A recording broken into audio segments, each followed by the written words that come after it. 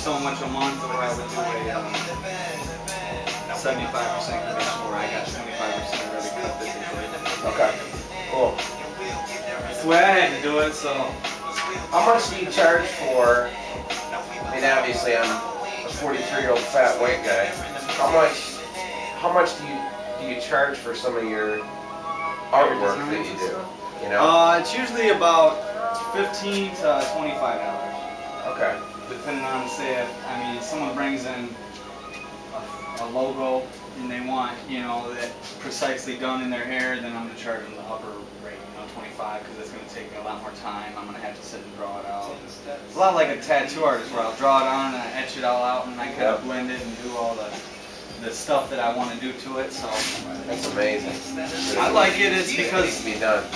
Well, it's a great form of expression. You know, years ago it wasn't obviously as acceptable. Nowadays people can do whatever the hell they want. So it's really nice. I would guess, especially in African American hair, it stands out. Yeah, it stands out, and they've got the right hair type for it. Yeah, you know? Where it doesn't grow in real fast. Like if you do it on a Caucasian or Hispanic, even a Hispanic, it grows in within, I would say, a week. Yep. That guy, you can stay in there a month. Yep. Just because of the extent of the dark to light ratio. Mm-hmm. Their hair doesn't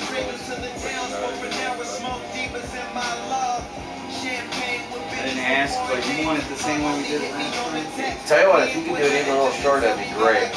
Like a, I don't know, what you've been doing on the sides? Like a 1.5?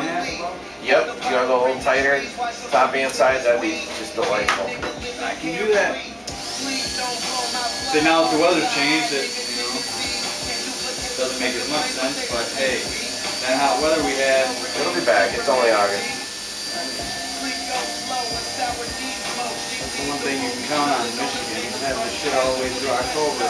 Yep. How did you rent here compared to over where you were?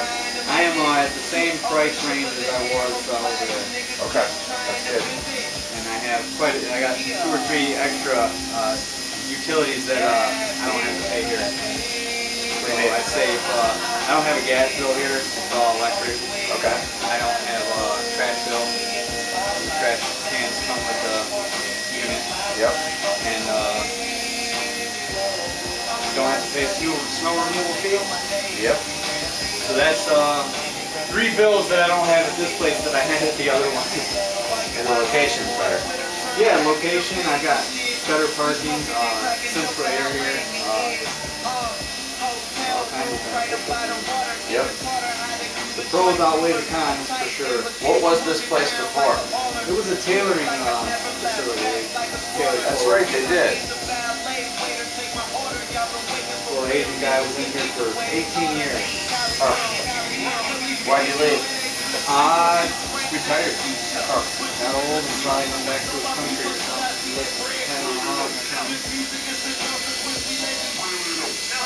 An interesting culture.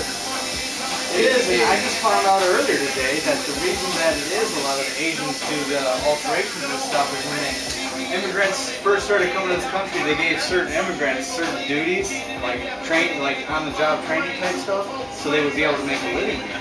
So, I didn't know that. That's pretty fascinating. I'd have to look it up and make sure it's true, but that's what someone told me earlier. Huh.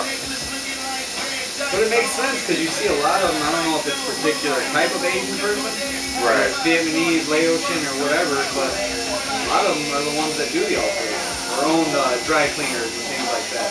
Yep. It's a pretty good business if you think about it. Yeah, it is. It's all shirts. Yeah, it's all labor. Once you do it, it's done. Yeah, and you ain't got no. Yeah, the machines are paid for. It's done. Yep. How's your job? It's going alright.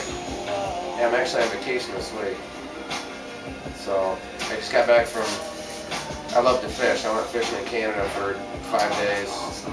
What part? I don't know how much you know Canada, but you know where St. Marie is? Yep.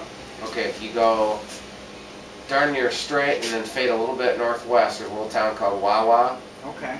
And then if you were to go east on It's actually the Transcontinental Highway that goes across Canada. It's called Highway 17. There's a little teeny town called Chapleau, and it's a little bit east of there. Okay, so you're in a little small hole in the wall. It was in the middle of nowhere. Yeah, me and the girls, it was just me and my 2 daughters. So,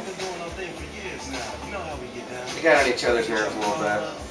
Yeah, that'll happen when you're not forced to be around each other for a while. Yeah, whatever. Deal with it. Yep. Siblings are going to be like that. Yep. Yeah, my uncle was up there with a couple guys, and he knew of this lake that they had done real well at, and called me and said, hey, he said, I know you're off this week, but you want to come up here? He said, I can tell you right where to go. So I met him up there, and he kind of spent the first day with us and showed me around the lake a little bit, and then he came home with his friends, and then we stayed. Oh, they let you guys camp out there? Or? Well, I found this out later. I didn't know this, but it's actually illegal to camp on public land. It has to be a provincial park, and you have to notify the whoever, like the DNR. Yeah. Really? I didn't know that until... Too late? Yeah, we were already there for 3 days. All right. And we went to grab a couple groceries in town, and then I happened to mention to the guy where we were staying or whatever, and he's like, really, eh? yeah, he said, where do you stay? And I said, we're staying on a little island out in the middle of Wakagami Lake, and he said, well, did you notify the what do you call them, the provincial, I don't know what the heck, I want to say constable. That's like a cop, right? Yeah. Okay, well anyway, I said, no. I said, I didn't realize I had to. He said, oh yeah. I said, you're not supposed to be out there unless you notify somebody. And he said, they charge you $10 a night. But he said, I ain't saying nothing. Right. So yeah. I mean, I would have paid it. It's $10. Well, I think it'd be one of those things where you'd probably be all right because of that. They'd probably give you a warning and let you know that the rule. Right.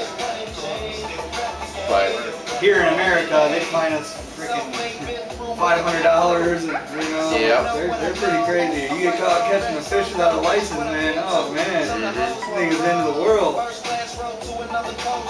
Yeah, and I don't know how that would have gone if. Yeah, I mean, who knows? Maybe they'd have given us a break. Maybe get the wrong. I think, considering you guys are American in the way that get the wrong guy and he's a dick. I don't know. You never know. It's very, very possible. Who knows? And I would think most of the people that do that DNR shit or the nature shit are real laid back people. It takes a certain type of hippie type of person to do that shit. Yep. I mean, don't get me wrong, I love Mother Nature and the world too, but it's, be out there in the wilderness, I can't stand it. No. Yeah, it was. But it's not my favorite. It was pretty rustic. I mean, obviously, there's nothing there. You gotta for water. Build your own stuff and. Yeah, for water, I got a filtration system. And really, the island that we stayed on was a little bit dangerous because it was it's just a rock sticking up out of the water, basically, with some shit growing on it. Yeah, some stuff growing on it, and if you slip off the edge, I mean, it's crack your head as you're going down. Yeah, it was straight up 9 feet right off the edge of the island. So it's like, okay, girls, be careful. Yeah, girls, stay away from the edge. So. Did you guys catch a bunch of stuff? Yeah, we did fairly well. Not quite as well as what I was hoping, but yeah, kept the girls interested. So. I went 2 weeks ago up to my Lincoln Lake in 14 Mile, and on a little lake called Angel Lake, and we went with 2 of our buddies, and there's 2 different couples, so there's 3 of us out there, 3 separate couples. Out of all 6 of us, I'm the only one that caught anything, and I caught 4. Cool. They're all, I caught a sunfish that was about yay big, a couple bluegill bigger than my hand, and then a bass? Yeah, rock bass that was about like this long, and it, you know, it was a small ass. I'm like, this fucking sucks. But I was the only one that was catching, so I'm like, well, I must be doing something right. Yeah. At least had your stuff in the right spot. Yeah, my old lady, she's the hunter and fisher of the family. She's like, telling me, oh, do this and do this, you know, when you do it. I'm like, I've been fishing before. Yeah. You gotta tell I got me, it. you know, it's I got like, it, sweetheart. well, then I'm catching them, and she's like, I'm just looking at her, just smiling. She's like, don't even say it. I'm like, yeah.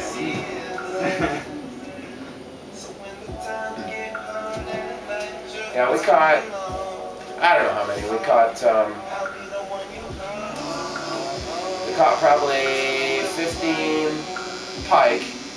Those are the ones that are long and skinny with big teeth. Those are the fun ones to catch. Those are, They yeah. put up a hell of a struggle. They hit just violent. And they're long and skinny, so they've got that leverage working for them when you're pulling and getting it through the water. Yeah. Then we caught, I don't know, probably the same amount of walleye, and then